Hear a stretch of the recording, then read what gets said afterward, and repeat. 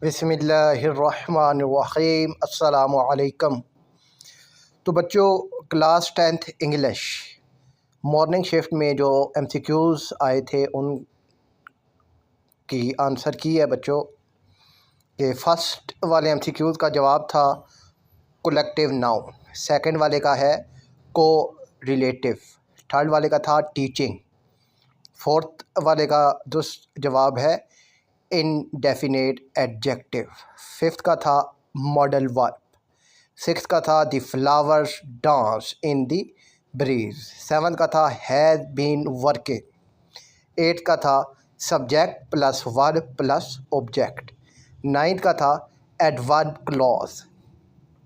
Tenth का था noun phrase, 11th का था if it rains the ground gets wet, 12 का था कॉम्प्लेक्स सेंटेंस, 13 का है प्रेजेंट पार्टिसिपल,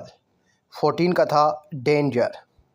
और 15 का था she sells sea shells on the sea शोर।